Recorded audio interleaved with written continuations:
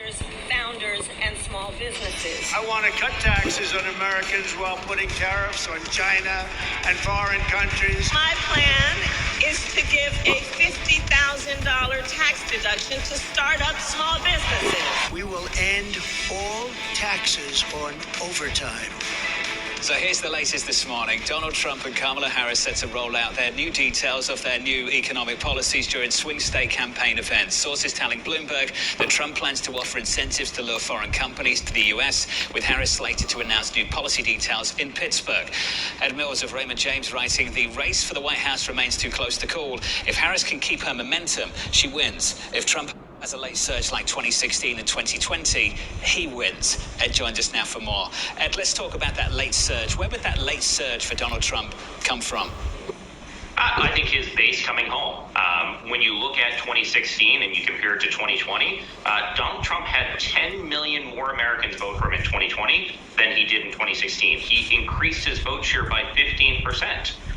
If you have a surge in terms of voter turnout towards him, that especially where things are so close in Sunbelt states, he has multiple paths to 270 electoral college votes. So that's where we don't call this election just yet in either direction, John. But Ed, has his base left him? You say they're coming home. Isn't this the moment where he needs to be catering to the center? I don't see his base having left him. I look at polls that ask the question on a scale of 0 to 10, how likely are you vote for the other candidate? And it was exactly the same that had 0% for Biden as it has 0% for Harris, which shows me basically Donald Trump's base has held. There is a large group of Americans who have made their mind that they are not going to vote for the other candidate. When you actually add up the zeros for Trump and the zeros for Harris, it's about 86% of Americans have already decided they could never vote for the other candidate. When it comes to the rest of the campaign trail, 40 some odd days to Election Day, Trump is almost everywhere, every single day. Even this weekend, he's going to a Georgia-Alabama game. When you have Kamala Harris doing specific events, they're very judicious in their time. Are both of these working for each candidate? I think it's a little bit too early to tell, Anne-Marie. What has been striking to me is that when you look at the fundraising numbers and you look at the spending numbers, right now Donald Trump is being outspent by the Harris campaign by about $5 million a day. And so when you are being outspent by $5 million a day, you need earned media. And you're going to need to say things that get you onto the nightly news, get you into the conversation. And so with the 40 odd days that we have left in this campaign, I fully expect that the earned media efforts of Donald Trump to ramp up and the conversations we have out of that getting more and more kind of interesting in these last 40 days. And I gotta say, if I'm gonna sum up both of their taxes, their plans, for Trump, it's nobody pays his taxes, and for Kamala Harris, everyone gets something, and both of them seem to like crypto. What's sticking with potential voters? Yeah, who says there's no policy plans that are out there? We saw a pretty robust discussion there. What's so fascinating about this is that it's trying out policy plan after policy plan to see what actually sticks, what gets traction. On no tax on tips, certainly Trump said it first, and then Harris was asked about it, and it's like, yeah, sure, let's do that, because there is a state of Nevada who a lot of taxed individuals on tips and trying to kind of win over kind of that 1 or 2% that could decide this election. What's also interesting to me is that, well, we kind of joke a little bit about how loosey-goosey some of these policy details are. We have a tax deadline next year.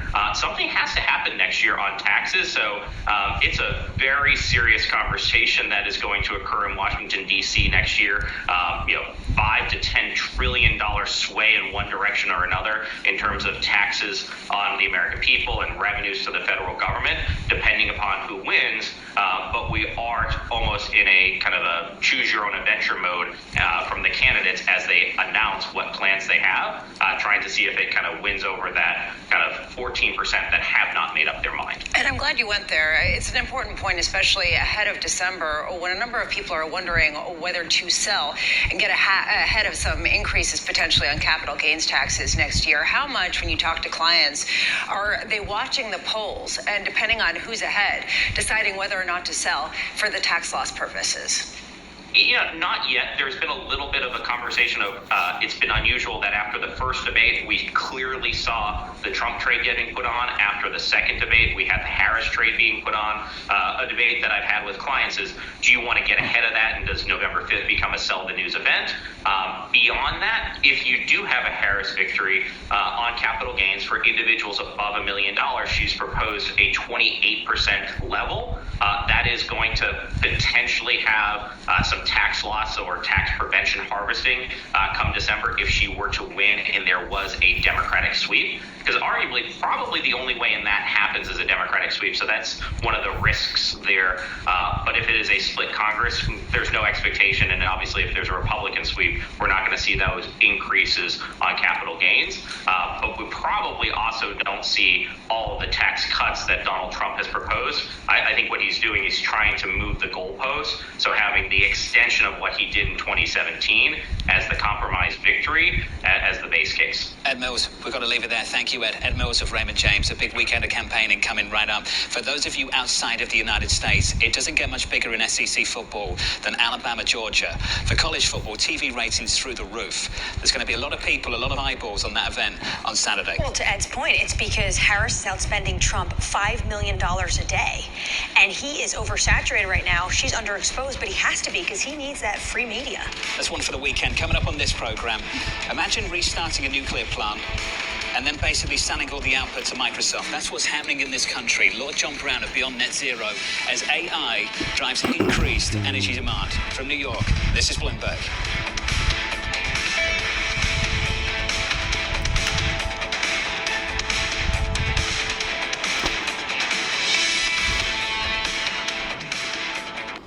A happy place comes in many colors. One that leaves you feeling refreshed. Very much, honey. Something that gets you all fired up. Or gives you the space to chill. Whatever your color, bring happiness home with CertaPro Painters and make your happy place your home. CertaPro Painters. That's painting happy. Feels like home.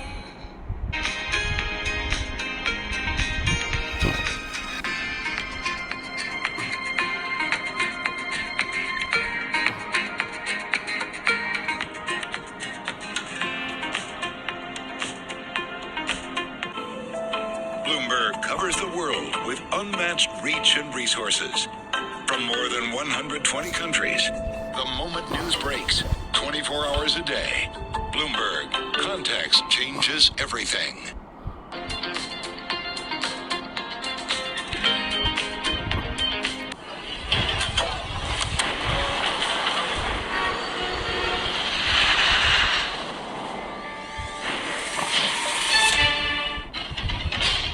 There is this real momentum from Wall Street. We are basically deep in the European earnings season. Take a look at how we're faring when it comes to Asian markets. The top names in business are on Bloomberg. The ultimate goal is what everybody talks about. Europe needs stronger banks.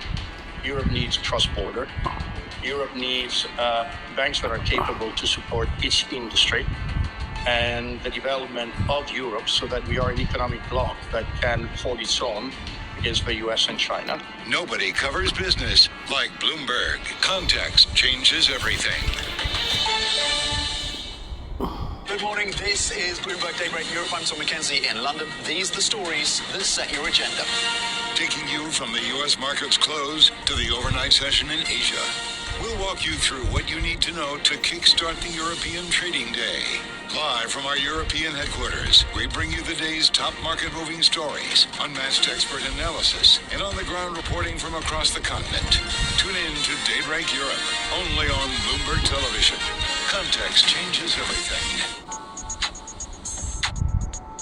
We should talk about how we really can imagine how we use this technology. You know, I talk to doctors, I talk to, biochemists, I talk to teachers, I talk to artists, I talk to, farmers.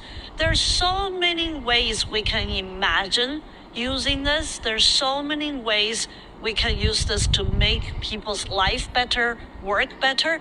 I don't think we talk enough. We are talking about gloom and doom, and it's also just a few people talking about gloom and doom, and then the media is amplifying that.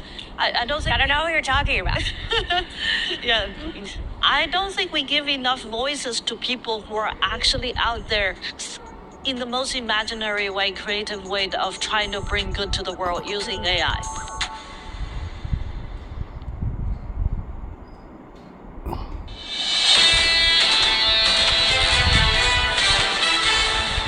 2 hours away from the opening bell, equity futures just about positive on the S&P 500, a lift on the Nasdaq 100 up by 0.05. The gains stick, they hold on the Russell, the small caps up by 0.2%. If you are just joining us this morning, lots of changes overnight out of China, lots of move. They've cut interest rates, reduced the reserve requirements for banks. They're studying setting up a market stabilization fund as well. There's a lot of other initiatives in the mix about buying second homes, etc., the kind of things we've been talking about for quite a while. And two-year yields in China did fall to an all-time low overnight in response to this. You're not seeing a massive read-through in terms of a global equity rally. What you do see is that maybe the Fed's rate cuts are paving the way for further easing in other economies that might need the stimulus a bit more. We certainly saw a rally over in China.